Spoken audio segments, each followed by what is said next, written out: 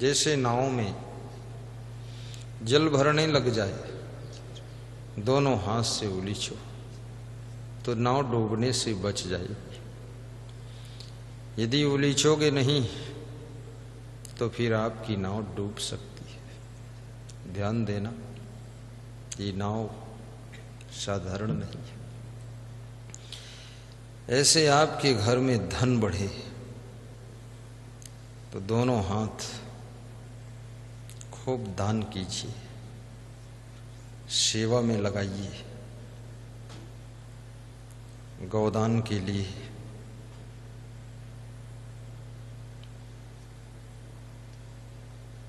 कन्यादान में, धर्मशाला के लिए दान कीजिए, गौशाला के लिए दान कीजिए, अनाथ आश्रम के लिए दान कीजिए, वृद्धाश्रम के लिए दान कीजिए, गरीबों के सहायतार्थ दान दीजिए,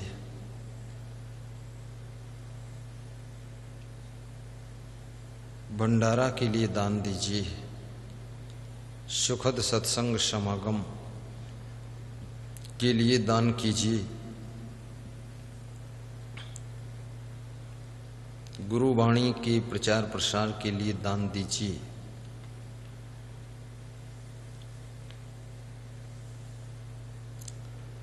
जल पिलाने के लिए दान दीजिए,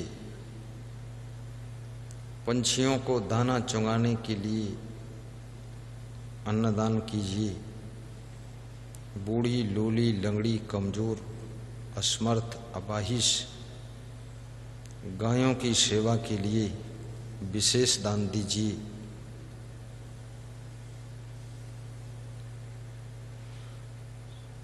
दान शब्द बड़ा महत्वपूर्ण शब्द है।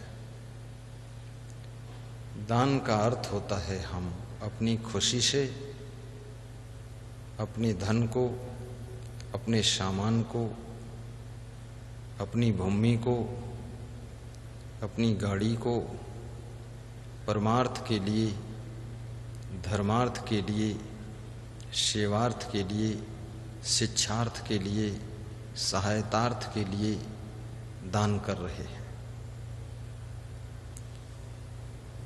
जो लोग दान नहीं करते हैं, ये धन उनके साथ भी नहीं जाता है,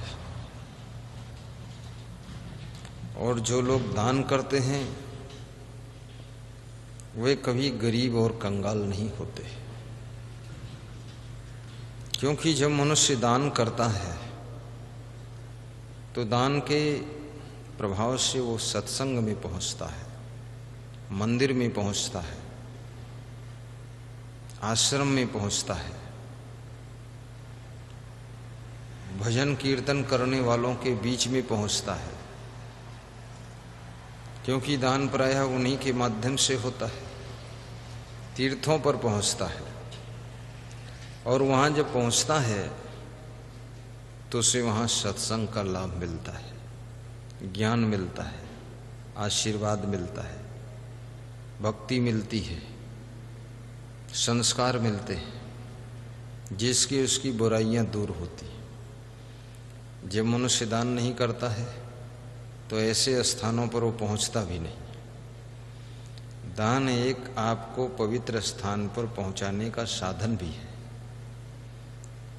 पवित्र महान पुरुषों से जोड़ने का, रिश्ता बनाने का उपाय भी है दान। तब वो मनुष्य जब मंदिरों में नहीं पहुंचता है, आश्रमों में नहीं पहुंचता है, सत्संग में नहीं पहुंचता है, भजन कीर्तन में नहीं पहुंचता है, तीर्थों में नहीं पहुंचता है, धार्मिक कार्यक्रमों में नहीं पहुंचता है, क्योंकि दान नहीं करता है और जाता भी नहीं है, कैसे जाएगा? तो उसको संस्कार नहीं मिलते, सद्बुद्धि नहीं मिलती है, सद्गुण सदाचार नहीं मिलते, तो धीरे धीरे वो कुसंग में पड़ता है, सत्संग से वंचित रह जाता है, और कुसंग में पड़ करके उसकी बुद्धि बिगड़ जाती है। फिर वो कुमार्ग पर चल पड़ता है, कुपथगामी हो जाता है, फिर कुकर्म, दुष्कर्म, दुर्गुण, दुर्विचार, दुर्व्यवहार, व्यभिचार, अनाचार, दुराचार, भ्रष्टाचार, ये सब करता है। तो इसका परिणाम क्या होता है? दान की अपेक्षा हजारों गुना ज्यादा धन उसमें बर्बाद हो जाता है। जो धन दान करते तो धर्म होता, पुण्य होता, वही धन कुसंगत में पड़ जाने की वजह से पाप कर्म में लग रहा है।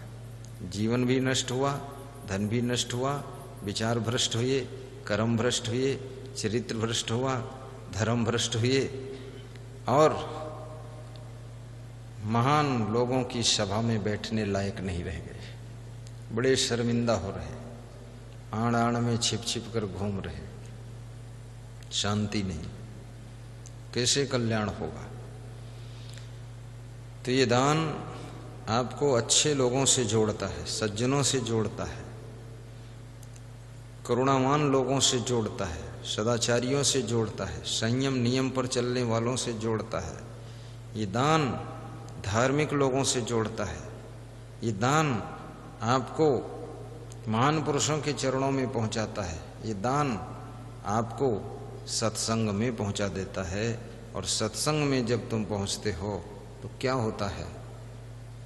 मिलता है सच्चा सुख केवल गुरुदेव तुम्हारे चरणों में। मिलता है सच्चा सुख केवल गुरुदेव तुम्हारे चरणों में। मिलता, आवाज में आवाज मिलाने की भी कोशिश करें। बहुत हाई फाई गाएंगे तो सीटी भी बजेगी और माइक डिस्टर्ब हो जाएंगे।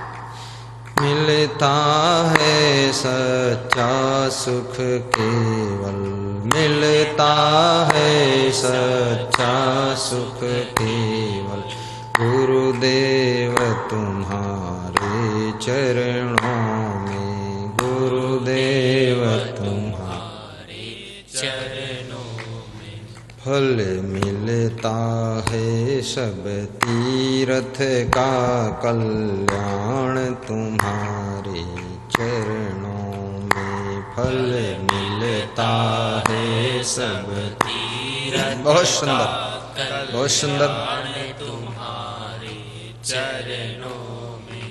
एक बार जो दर्शन पाता है, एक बार जो दर्शन पाता है, वह आप ही का हो जाता है। वह आप ही का हो जाता है।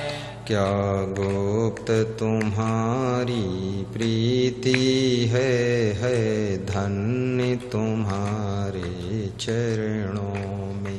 क्या गुप्त तुम्हारी प्रीति है धन्य तुम्हारे चरणों में। मिलता है सच्चा सुख केवल, मिलता है सच्चा सुख केवल गुरुदेव तुम्हारे चरणों में। गुरुदेव तुम्हारे चरणों में। हे नाथ तुम्हारे चरणों में। हे नाथ तुम्हारे चरणों में। हे क्षमा तुम्हारे चरणों में। हे क्षमा तुम्हारे चरणों में। गुरुदेव तुम्हारे चरणों में। गुरुदेव तुम्हारे चरणों में।